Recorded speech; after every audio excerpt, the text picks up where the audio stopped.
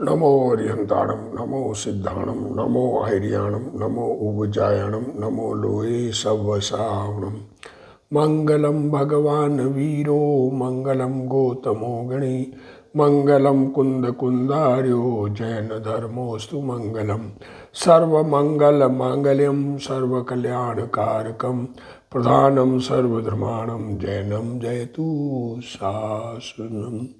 नमो तीर्थनायक ने नमो ओंकार नाद ने ओंकार संगर्यो जैने नमो ते कुंद कुंद ने अहो उपकार जिन वर्णो कुंदनो ध्वनि दिव्यनो जिन कुंद ध्वनि आप्या अहो ते गुरु कहाननो। मंगलमय मंगल करण वीतराग विज्ञान नमो ताहि जाते भय अरहंतादि महान। करि मंगल करियो महा ग्रंथ करण के काज जाते मिले समाज सब पावे निज पद राज। मिथ्या भाव अभाव ते जो प्रगटे निज भाव सो जयवंत रहो सदा यही मोक्ष उपाव। मोक्ष मार्ग प्रकाशक ग्रंथ पूज्य गुरुदेव श्री के प्रवचन भाग 3 पेज 103 चलेगा। क्या कह रहे हैं गुरुदेव श्री कि शुभ भाव को परंपरा से मोक्ष का कारण मानता है, अकेले शुभ भाव को, और शुद्धोपयोग नहीं होता। जिसको शुद्धोपयोग नहीं है और अकेले शुभ भाव से परंपरा मोक्ष मानता है वो नहीं कहा जा सकता। और दूसरा, एक तो पुण्य पाप दोनों अशुद्ध भाव है और दूसरे पुण्य पाप दोनों बंध के कारण इस अपेक्षा से दोनों समान है। देखो क्या कहा, शुद्ध उपयोग नहीं होता और शुभ उपयोग को परंपरा से मोक्ष का कारण नहीं कहा जा सकता। जो ऐसा मानता है बिना शुद्धोपयोग के शुभ भाव परंपरा मोक्ष का कारण मानता है उसकी ये भूल है।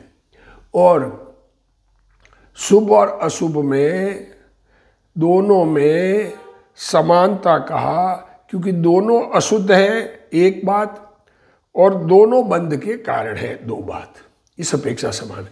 परंतु दोनों में भेद क्या है, इस भेद को जाने बिना वो शुभ को हे मानता है, यह भूल है। देखो क्या कहना, शुभ परिणाम में कषाय मंद है और अशुभ परिणाम में कषाय तीव्र है। इस कारण जिसको आत्मा की दृष्टि हुई है, देखो उसको व्यवहार की अपेक्षा से शुभ को ठीक कहते हैं। देखो क्या कहा, व्यवहार की अपेक्षा से ठीक कहते हैं, वास्तव में तो शुभ भी में भी दुख है अशुभ में भी दुख है, पर शुभ परिणाम में कषाय मंद है। ये तो शुभ भाव को करने लायक नहीं मानता और अशुभ में परिवर्तन करना अच्छा लगता है, उसको कह रहे हैं। हाँ, शुद्धोपयोग होता नहीं और शुभ भाव को हे जानकर करता नहीं है। देखो क्या कह रहे हैं, शुभ को ठीक कहते हैं चौथे गुणस्थान में अविरत दशा में, और देश विरत दशा 5वें गुणस्थान, और 6वें गुणस्थान में मुनि के 6ठे 7वें गुणस्थान में से 6ठे गुणस्थान में ज्ञानी को शुभ परिणाम होते हैं। परंतु ज्ञानी उनको बंध का कारण मानता है। देखो ये बात क्या है कि होते हैं और बंध का कारण मानता है, होते ही नहीं, अशुभ में ही जाओ तो क्या ही लाए, वो कह रहे उसको। मुनिराज को 28 मूल गुणों के पालन का विकल्प आता है, वह पुण्याश्रव है, उससे पुण्य बंद होता है, वह मोक्ष का कारण नहीं है। स्वभाव ही मोक्ष का कारण है। सम्यक दर्शन ज्ञान चारित्र भी मोक्ष का कारण व्यवहार से कहलाता है। वीतरागी पर्याय मोक्ष का कारण है। अशुभ परिणाम से तीव्र बंध होता है और शुभ परिणाम से मंद बंध होता है। क्या कहा, अशुभ परिणाम है तो बंध की तीव्रता होती है, शुभ परिणाम है तो बंध हल्का होता है। इसलिए जिस जीव को आत्मा का भान हुआ है उसके लिए व्यवहार से शुभ परिणाम को ठीक कहा है। आत्मा का अनुभवी को व्यवहार से शुभ परिणाम को ठीक कहा है क्योंकि उस समय शुद्धोपयोग के चांस बनते हैं। यद्यपि ज्ञानी जीव शुभ परिणाम को हे समझता है। देखो क्या कह रहे हैं, ज्ञानी जीव शुभ परिणाम को हे समझता है, तथापि जब तक स्वरूप में लीन न हो वहाँ तक उसको शुभ परिणाम आते हैं। देखो अब ये दिक्कत ये है कि अज्ञानी को आत्मा का अनुभव है नहीं और अपने आप को अनुभवी मानकर शुभ को हे कहता है, तो वास्तव में शुभ को हे करके अशुभ में प्रवर्तन करता है कि शुद्धोपयोग तो हुआ ही नहीं, उसको ये समझाते हैं। इस कारण व्यवहार से उन्हें भला कहा है, परंतु निश्चय से शुभ परिणाम को भला माने वह तो मिथ्या दृष्टि हो जाता है। शुभ परिणाम है, ये बात सत्य है, ये बात कही है, पर किसके लिए? क्या कहा? जिसे शुद्धोपयोग दशा प्रकट हो गई उसके शुभ परिणाम होते हुए है। अशुभ भावों में कषाय तीव्र होती है और बंध भी तीव्र होता है, और शुभ भावों में कषाय मंद होती है, इससे बंध भी हीन होता है। इस प्रकार शुभ अशुभ की अपेक्षा शुभ को भला कहा है। रोग तो थोड़ा या अथवा बहुत बुरा ही है। कल कहा था ना, जैसे बुखार आवे, 105 डिग्री बुखार आवे या 100 डिग्री बुखार आवे, है तो दोनों ही बुरे बुखार। जैसे बुखार थोड़ा आवे तो भी खराब हो गए, 99 डिग्री बुखार 6 मास तक रहे तो क्षय रोग हो जाता है। क्या कहा? 98.4 डिग्री कहा गया है। अगर 99 डिग्री बुखार 6 महीने रहे तो क्षय रोग टीबी हो जाता है। क्या कह रहे हैं? और 100 परंतु बहुत रोग की अपेक्षा से थोड़ा रोग को भला कहते हैं। अब 105 डिग्री बुखार की अपेक्षा 99 डिग्री को हल्का कहते हैं। उसी प्रकार कषाय मंदता के परिणामों की रुचि रखे। क्या कह रहे हैं? कषाय मंदता होना रहना ये बात अलग, पर कषाय मंदता की रुचि होना, उससे बड़पन मानना, उससे लाभ मानना, तो आत्मा की पर्याय में मिथ्या स्वरूप क्षय रोग लागू पड़ता है। शुभ शुभ रूप दोनों प्रकार के राग भाव को हे समझने पर भी स्वरूप में लीनता नहीं हो, तब अशुभ को छोड़कर शुभ में प्रवर्तना योग्य है। इसका दूसरा दृष्टांत कि पेड़ इंतजार करना है, 3 व्यक्ति थे, 2 व्यक्ति बाहर निकले, तीसरे का इंतजार कर रहे हैं, तो एक धूप में खड़ा रह के इंतजार कर रहा है, एक छाया में खड़ा रह के इंतजार कर रहा है। तो छाया में खड़े रहकर इंतजार करना अच्छा है, परंतु डेस्टिनेशन पर दोनों नहीं पहुंचेंगे। परंतु शुभ छोड़कर अशुभ में प्रवर्तना योग्य नहीं है, क्योंकि छाया में खड़े रहने से अच्छा धूप में खड़े रहना कोई अच्छा हो सकता नहीं है। अपनी पर्याय में शुभ राग आता ही नहीं। क्या कहे? अरे आत्मा अनुभव होते ही पूर्ण वीतरागता नहीं होती, तो शुभ राग आता है, और कोई ये कहे कि राग आता ही नहीं, हमको तो शुभ भाव नहीं आता है। अरे तुम्हें कौन सा भाव आता है फिर? ऐसा माने तो उसने व्यवहार को छोड़ा कहलाता है। आत्मा का भान होने के बाद भी पूर्णता न हो वहाँ तक शुभ भाव आता है, ऐसा जानना वह व्यवहार है, परंतु शुभ परिणाम करने योग्य है ऐसा इसका अर्थ नहीं है। देखो आता है उसके बाद करने लायक है, मतलब उससे लाभ बुद्धि है, वो करेंगे तो कुछ लाभ होगा, ऐसा नहीं है। शुभ का आदर करे तो मिथ्या दृष्टि हो जाता है। मैं शुद्ध चिदानंद हूं, ऐसा भान होने के बाद भी शुभ भाव आता है तो भी वह आता ही नहीं, ऐसा माने तो भी मिथ्या दृष्टि हो जाता है। कोई ये कहेगा मैं तो शुभ भाव आता ही नहीं है, शुभ भाव किसी को आता ही, हमें तो शुभ नहीं आता तो कौन सा आएगा, वीतरागी तो हुए नहीं, उसने व्यवहार को छोड़ा है। अरे कोई ये कहे बिना निर्ग्रंथ हुए, ये कहे कि हम तो आत्मा के ध्यान में लगे रहते हैं, अरे रह नहीं सकते। निर्ग्रंथ दशा बिना छठा सातवां गुणस्थान प्रकट ही नहीं होता। क्या कहे, अब ऐसी बातें हैं। तथा जो शुभ भाव आता है उससे धर्म माने, उससे उसने निश्चय को छोड़ा है।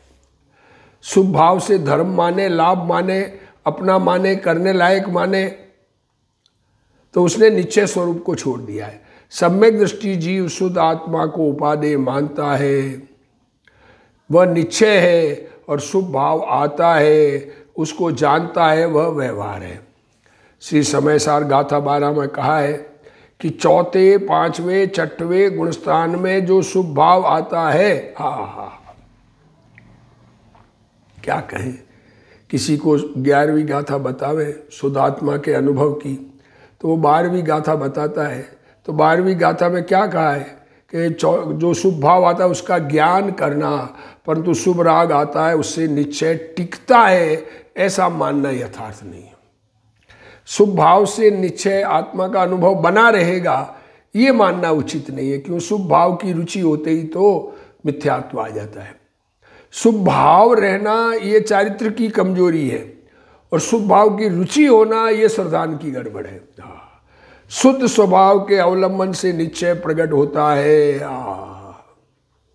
अपना शुद्ध चैतन्य भगवान, अपना स्वभाव, उसके अवलंबन से निश्चय प्रकट होता है, परंतु अपूर्ण दशा में शुभ भाव आता है। शुभ भाव अपूर्ण दशा में आता ही नहीं, ऐसा मानने वाला मिथ्या दृष्टि है। आत्मा ज्ञानानंद है, आत्मा ज्ञान आनंद का पुतला है। राग अपराध है, आत्मा निरपराध है। क्या कह रहे, आत्मा तो ज्ञान आनंद का पुतला, भगवान, मैं भगवान हूं ज्ञान और आनंद वाला, पर ये राग अंदर में आया, ये बीमारी है, ये अपराध है। बीमारी नहीं, अपराध कहा है यहाँ तो। ऐसा भान होने के पश्चात, ऐसी समझ हो गई, फिर भी शुभ परिणाम आते हैं, उसका ज्ञान करना चाहिए। आत्मा का भान होने के पश्चात शुभ छोड़कर अशुभ करना योग्य नहीं है, परंतु ज्ञानी शुभ अशुभ दोनों को हे समझता है।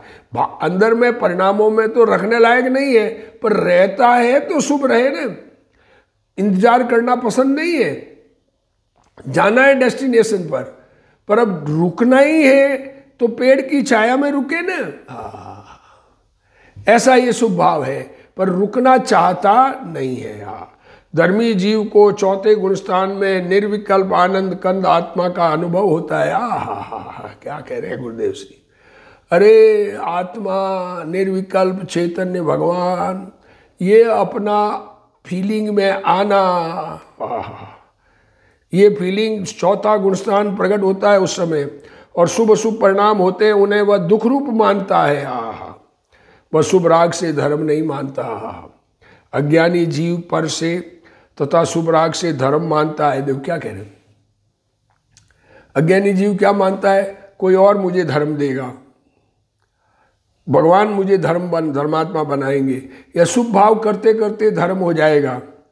यह जीव अनंत बार शुभ भाव करके 9वें ग्रेवे गया, परंतु आत्मज्ञान बिना सुख प्राप्त नहीं हुआ। द्रव्यलिंग धार अनंत बार ग्रेवे क उपजायो, पे निज आत्म ज्ञान बिना सुख लेसन पायो। अपनी पर्याय में पुण्य पाप शुभ शुभ भाव होता है, वह बंध है। ये ख्याल में आना चाहिए, ये मुझे जो शुभ भाव हुआ है इससे बंधन है, ये आश्रव तत्व है। जो जीव बंध रहित आत्मा का भान नहीं करता, ये बंधन है। इससे रहित चैतन्य भगवान मैं हूँ, ये बात नहीं समझता, नहीं अनुभव करता, उसको धर्म नहीं होता। जब तक शुद्ध चिदानंद आत्मा का भान करके उसमें लीनता नहीं कर सके, वहाँ तक शुभ को छोड़कर अशुभ में प्रवर्तना योग्य नहीं है। जब तक आत्मा में एकाग्रता न कर सके, आत्मलीनता न हो सके, तो राग अवश्यम भावी है।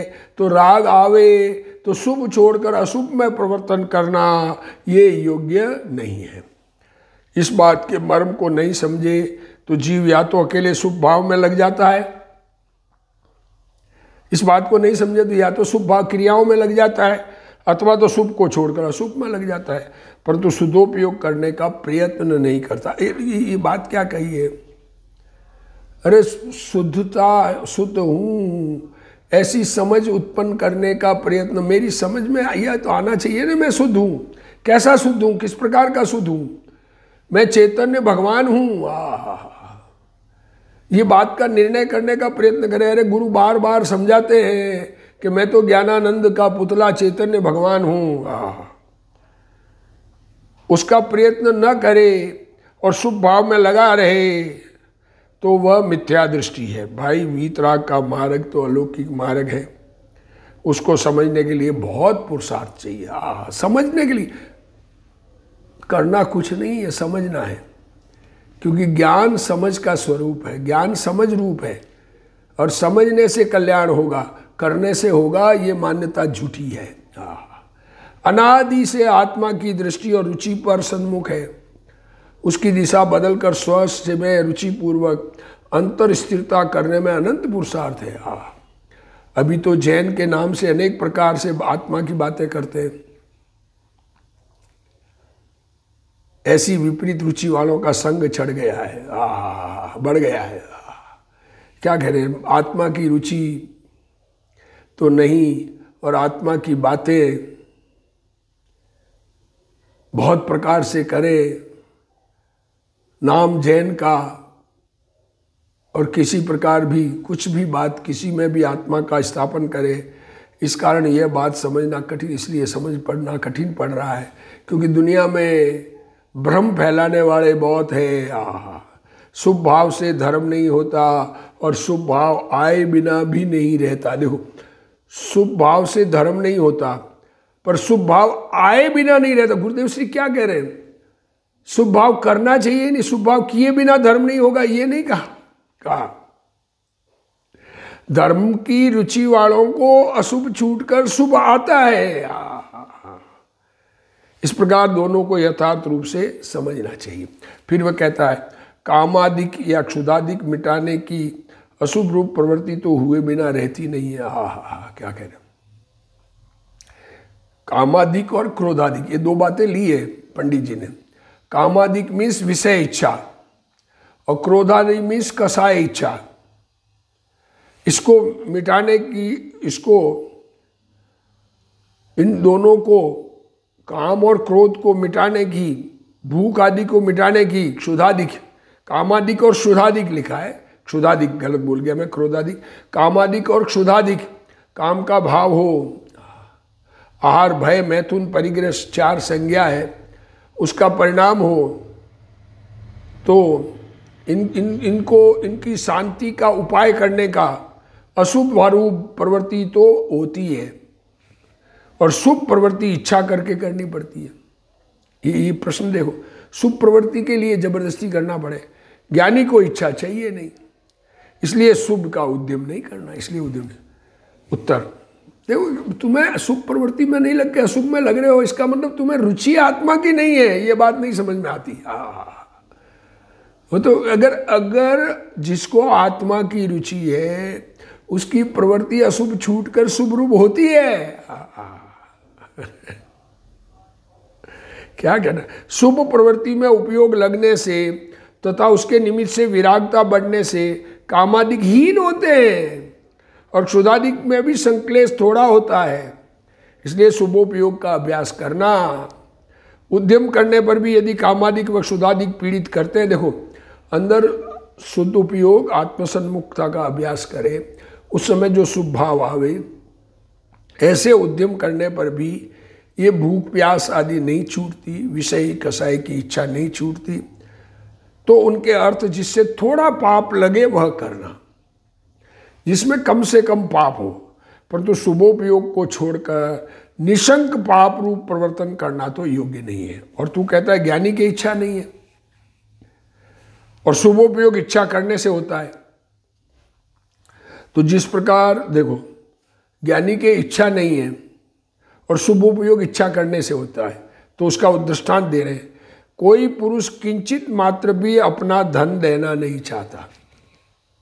हम किसी को पैसा देना नहीं चाहते, परंतु जहाँ बहुत धन जाता जाने वहाँ अपनी इच्छा से थोड़ा धन देने का उपाय करता है। क्या करें, अगर नहीं दिया, जैसे गुंडे आ गए, बदमाश आ गए घर में, अब हम तो देना नहीं चाहते, पर अब उसको उनको खुश करके राजी करके नहीं भेजेंगे थोड़ा सा दे करके, तो हमको सर्वस्व लूट सकते हैं वो। ऐसी स्थिति दिखे तो थोड़ा धन देकर बचने का उपाय करता है, इच्छा से देता है कि मैं मेरी मर्जी से दे रहा हूं, उसको कहते हैं। अब उनकी मर्जी कुछ नहीं है, क्या करें। जीवन में बहुत सारे प्रसंग ऐसे बनते हैं। उसी प्रकार ज्ञानी किंचित मात्र भी कसाय रूप कार्य नहीं करना चाहता, परंतु जहाँ बहुत कसाय रूप अशुभ कार्य होता जाने, वहाँ इच्छा करके अल्प कसाय रूप शुभ कार्य करने का उद्यम करता है। इस प्रकार ये बात सिद्ध हुई कि जहाँ शुद्धोपयोग होता जाने, जहाँ पर शुद्धोपयोग होता हो वहाँ तो शुभ कार्य का निषेध ही है। शुद्धोपयोग हो रहा हो तो फिर शुभ का निषेध है, और जहाँ अशुभोपयोग होता जाने वहाँ शुभ का उपाय करके अंगीकार करना योग्य है। इस प्रकार अनेक व्यवहार कार्यों का उत्थापन करके ये आत्मा का अनुभव है नहीं और अपने आप को अनुभवी मान लिया, वो व्यवहार कार्यों का उत्थापन करता है। क्या कह रहे हैं, जिसे आत्मा का अनुभव नहीं है और अनुभवी मान लिया ज्ञान के क्षोभशम से, और बाहर की क्रिया की कोई रुचि नहीं है, उत्थापन करता है, तो उसे स्वच्छंद पने को स्थापित करता है, उसका निषेध किया। देखो गुरुदेव श्री इसका खुलासा करते हैं। प्रश्न, कामादि और क्षुधादि मिटाने के लिए अशुभ परिणाम करने पड़ते हैं, किए बिना नहीं रहा जाता, परंतु शुभ प्रवृत्ति तो इच्छा करके करनी पड़ती है। अब ज्ञानी की इच्छा करना नहीं है, आपने कह दिया ज्ञानी इच्छा नहीं करता, इसलिए शुभ का उद्यम नहीं करना। सम्यक ज्ञानी को, अब ये बात, ये उद्यम नहीं करना, ये कहना नहीं, तुम करने की बुद्धि छुटी कहाँ है। सम्यक ज्ञानी को अपने शुद्ध आत्मा की दृष्टि हुई है। ज्ञानानंद स्वभाव के आश्रय से राग यथार्थतः घटता है। आत्मा के आश्रय से राग घटता है वास्तव में। मिथ्या दृष्टि जीव को भी किसी समय शुक्ल रेशा के परिणाम आते हैं। जिसको आत्मा का अनुभव नहीं है उसके भी कई दफे शुक्ल रेशा, अनंतानुबंधी कषाय में कृष्ण, नील, कापोत, पीत, पद्म और शुक्ल 6 लेशिया कही, उसमें से सबसे कम कषाय वाली शुक्ल लेशिया के भाव आते हैं। वे परिणाम होना अपूर्व नहीं है, मतलब अपूर्व नहीं मतलब पहले कभी नहीं हुए ऐसा नहीं है, अनंत बार हो चुके हैं, परंतु आत्मा के भान पूर्वक शुद्ध परिणाम होना अपूर्व है। आत्मा की समझ पूर्वक शुद्ध उपयोग होना वो अपूर्व है, पहले आज तक नहीं हुआ। ये शुद्ध उपयोग दशा प्रकट हो तो सुख की शुरुआत होती है। जब तक शुद्ध उपयोग दशा नहीं हुई तब तक सुख की शुरुआत नहीं हुई। क्या कहना चाह रहे, तो भी शुद्धता में स्वरूप में लीन न होना, वहाँ तक शुभ परिणाम आते हैं, उनमें उपयोग लगाने से। शुद्धता में स्वरूप में लीन न हो, वहाँ तक शुभ परिणाम आते हैं, उनमें उपयोग लगाने से अथवा उनके निमित्त से विरागता बढ़ने से कामादिक हीन होते हैं। ये अपने आप ही होता है। अरे तुम्हें तो आत्मा का अनुभव ही नहीं है, आत्मा में उपयोग लगा ही नहीं रहे हो, तो तुम्हारे परिणाम तीव्र कषाय के हो रहे हैं और तुम कहते हो मैं तो धर्मात्मा हूं। ये उसका निषेध कर रहे हैं। जिसको शुद्ध आत्मा का अनुभव हुआ है और उपयोग शुद्ध आत्मा सन्मुख होता है, उसके विरागता बढ़ने से कामादिकहीन होते हैं। अशुभ परिणामों में संक्लेशता अधिक है, दुख ज़्यादा है। कहा दृष्टांत, दूसरा दृष्टांत है, मछली को पानी से निकालकर आग में डाले, वो अशुभ भाव जैसा, अशुभ भाव में जितना दुख ज्ञानी को होता है उतना मछली को पानी से निकालकर आग में डाले जितना दुख होता है, और मछली को आग से पानी से निकालकर जमीन पर रखे उतना दुख शुभ परिणाम में होता है। तो क्या मछली पानी से निकाल कर जमीन पर रखे तो सुखी होती होगी? कितना दुख होगा उसमें भी। शुभ परिणाम से शुद्धादि में संक्लेशता कम है। आहा, जो अज्ञानी जीव एकांत मानता है उसको उपदेश दिया है ये कि शुभ परिणाम में राग की मनता होती है और स्वभाव की दृष्टि होने से धर्म होता है, इसलिए शुद्धोपयोग का अभ्यास करना योग्य, शुभोपयोग का अभ्यास करना योग्य, सॉरी यहाँ लिखा है, इसलिए शुभोपयोग का अभ्यास करना योग्य है। तुम्हें अशुभ में बहुत दुख होगा, अशुभ में कम दुख होगा, तथा उद्यम करने पर भी कामादिक बढ़े, उद्यम प्रयत्न करने पर भी भोगों के भाव न छूटे और क्षुधाधिक भूख आदि लगे तो थोड़ा पाप लगे वैसा करना, कम से कम पाप लगे, परंतु शुभ उपयोग छोड़कर पाप रूप प्रवर्तना योग्य नहीं है। तो तू कहता है ज्ञानी की इच्छा नहीं है और शुभ उपयोग इच्छा करने से होता है। सो जैसे कोई पुरुष जरा भी धन देना नहीं चाहता, दृष्टांत दिया है, परंतु जहां बहुत द्रव्य जाता जाने वहां इच्छा पूर्वक अल्प द्रव्य देने का भाव करता है। ये तो दृष्टांत है, ये दृष्टांत दिया। उसी प्रकार धर्मी जीव को कसाय मंदता की भावना नहीं है। ज्ञानी धर्मात्मा को ये भाव नहीं है कि मैं मंद कसाय रूप रहूं। आश्रव की भावना करे तो मिथ्या दृष्टि हो जाता है। जिसे शुभ भाव अच्छा लगता है वो तो मिथ्या दृष्टि हो जाता है, परंतु धर्मी जीव अशुभ को टालकर शुभ में उपयोग लगाता है। वस्तुतः कर्म के कारण विकार नहीं होता। ये बात सिद्ध, कर्म के कारण विकार नहीं होता।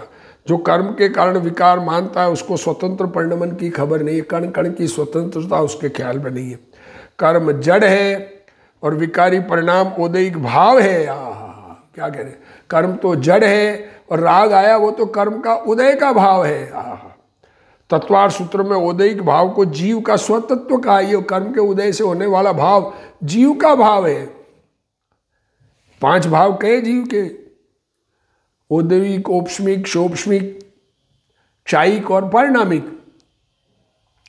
तो कर्म से पुण्य पाप होना मानता है। कर्म के जैसा उदय आएगा वैसा पुण्य परिणाम पाप परिणाम हो, उसको 7 तत्वों की श्रद्धा नहीं है। अजीव से आश्रव माने, कर्म के उदय से राग भाव हो तो अजीव से आश्रव माना तो 7 तत्व नहीं रहते, फिर 7 नहीं होंगे, अजीव और आश्रव एक हो गया। ज्ञानी जीव परद्रव्य के संबंध से विकार मानता है। ना समझ, अज्ञानी, सच्ची समझ नहीं, तत्वों की समझ नहीं, तो वो अजीव जीव, अज्ञानी जीव, वो अज्ञानी जीव परद्रव्य के संबंध से विकार मानता है। कर्म अथवा परद्रव्य विकार नहीं कराते, जीव स्वयं विकार करे तो कर्म को निमित्त कहते हैं। धर्मी जीव को आत्मा का भान तो है, धर्मात्मा को आत्मा जानने में, शरीर में आत्मबुद्धि छूटकर आत्मा में आत्मबुद्धि हो जाए उसका नाम धर्मी। अनादि से शरीर में आत्मबुद्धि है, ये आत्मबुद्धि छूटे और आत्मा में आत्मबुद्धि आवे तो उसको ऐसे धर्मी कहते हैं। वो आत्मा की भान है, परंतु जहाँ तक आत्मा में पूर्ण लीनता नहीं हुई, जब तक आत्मा में पूर्ण लीनता न हो वहाँ तक उसे शुभ भाव आता है। जिस समय जो अशुभ अथवा शुभ भाव आता है वह आता ही है, उसमें फेरफार नहीं है। शुभाशुभ भाव आते हैं, परंतु अज्ञानी की दृष्टि सच्ची नहीं है, उसको समझाते हैं। अरे आत्मसन्मुख परिणति होने पर शुभ आते हैं, अशुभ नहीं आते। पर परिणति कमजोर होती है, शक्तिहीन होता है तो अशुभ भी आते हैं। पर धर्मी जीव तो शुभाशुभ परिणामों का ज्ञाता है, जानने वाला है, उनको बनाने वाला नहीं। व्यक्त ज्ञान गोचर राग आदि उपचरित असद्भुत व्यवहार नए का विषय है। ज्ञान में जो राग आता है वो उपचरित है और झूठा है, व्यवहार से कहा गया है। और अव्यक्त ज्ञान गम्य न हो वे राग आदि अनुपचरित असद्भुत व्यवहार का विषय है। उपचार नहीं है पर झूठा है। ज्ञानी उन्हें जानता है। अज्ञानी कहता है कि जब द्रव्य गुण शुद्ध है, अज्ञानी कहता है द्रव्य गुण शुद्ध है तो फिर पर्याय में अशुद्धता कहाँ से आई? कर्म में से आई, ऐसा वो मानता है। उसको अपनी पर्याय की स्वतंत्रता का पता नहीं है, वस्तु की स्वतंत्रता समझ में नहीं आवे, तो ऐसा एक दूसरे से कार्य होना मानता है। यहाँ कहते हैं अशुभ परिणाम में तीव्र उल्टा पुरुषार्थ है और शुभ परिणाम में मंद उल्टा पुरुषार्थ।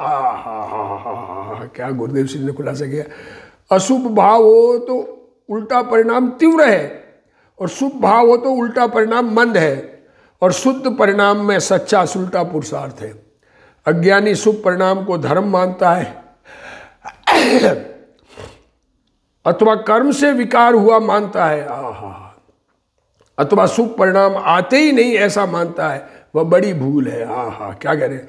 शुभ परिणाम से धर्म माने, कर्म से राग हुआ माने, और शुभ परिणाम आते ही नहीं ज्ञानी होने के बाद में, तो यह बड़ी भूल है।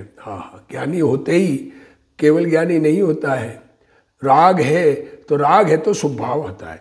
ज्ञानी समझता है कि पर्याय में जो विकार होता है वह मेरे अपराध से है, कर्म से वह नहीं होता, और जो विकार होता है वह मूल स्वरूप में नहीं है, मूल स्वरूप तो ज्ञानानंद है। ऐसी श्रद्धा ज्ञान करना निश्चय है, और जो शुभ अशुभ राग आता है उसको जानना व्यवहार है।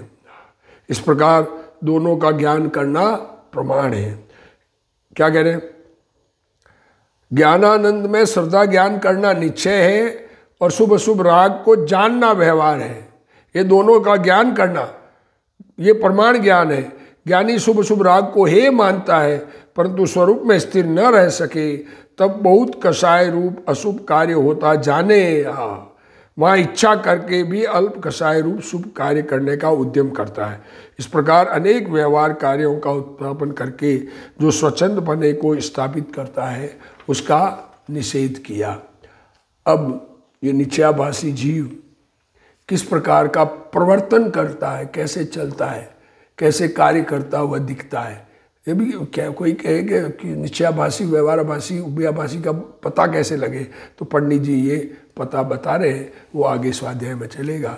अभी जिनवाणी स्तुति। हे जिनवाणी भारती तोई जपू दिन रैन, जो तेरा शरणा गहे सो पावे सुख चैन।